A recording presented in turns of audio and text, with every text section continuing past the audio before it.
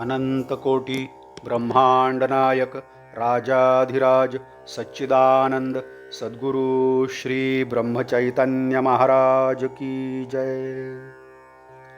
श्री राम समर्थ। 13 नवंबर।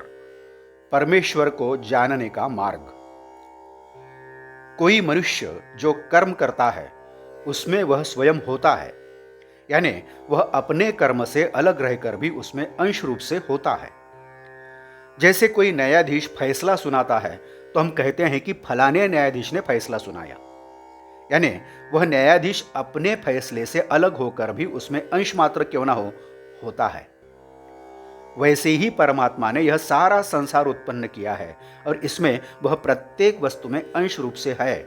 इसीलिए कहा जाता है कि हम इस समस्त चराचर सृष्टि में ईश्वर को देखें। किंतु इस समस्त चराचर सृष्टि में ईश्वर को देखने के लिए हमें वैसी प्रबल इच्छा होनी चाहिए। भगवान है ऐसी अनेक लोगों की केवल भावना मात्र होती है, किंतु वह ठीक जानी नहीं जाती और इस भावना को ठीक जानने की इच्छा हो, यही सचमुच होना जरूरी है। जिसे ऐसी इच्छा हो जाती है तो समझें कि उसका आधा काम हो गया। ऐसी इच्छा होने पर वह खोजने लगता है कि भगवान को जानने के उपाय क्या है। तब उसे अनेक लोग राह दिखाने वाले मिलेंगे। कोई कहेगा संन्यास लेने पर तुरंत ईश्वर की प्राप्ति होगी, कोई कहेगा ब्रह्मचारी रहने पर ईश्वर मिलेंगे, कोई कहेगा गृहस्थाश्रम वेदों ने श्रेष्ठ कहा है, उस तरह बरतने पर ईश्वर अपने घर चलकर आएंगे।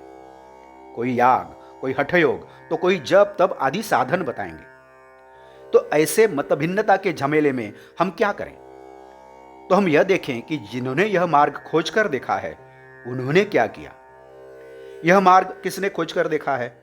तो उन्होंने जो आज तक संत हो गए हैं, उन सब ने भगवान को प्राप्त कर लिया था। इसलिए हम यह देखें कि वे क्या कहते हैं। हम घर से निकलते हैं तो रास्ता चलने लगते हैं। जहां चौराहा होता है वहां पाटी लगी होती है और उस पर लिखा होता है कौन सा रास्ता कहां जाता है।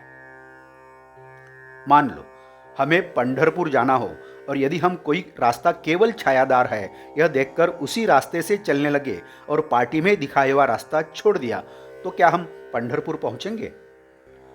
ऐसा ही हमारा हो गया है। हम विषयों में ही आनंद मानकर उन्हीं में रंग गए हैं। इसी के कारण भगवान की ओर जाने का रास्ता छोड़ दिया है। इसीलिए संत जो मार्ग बताते हैं उसी से जाने का निश्चित करना चाहिए, और यद्यपि वह मार्ग कठिन लगता होगा तो भी वह भगवान की ओर जाने वाला मार्ग है, यह ध्यान में रखें। आज का बुध वचन।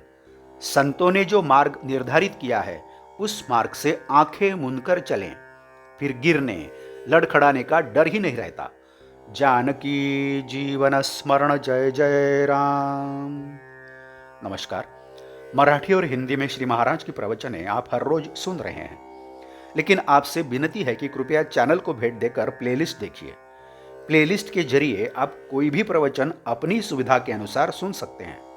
मैं फिर से एक बार आपसे कहना चाहूँगा कि यदि आपने अभी तक चैनल सब्सक्राइब नहीं किया है तो कृपया सब्सक्राइब करिए, लाइक करिए, शेयर करिए, कमेंट्स दें, बेल आइकन दबाना मत भूलिए। धन्यवाद। जय जय श्री राम।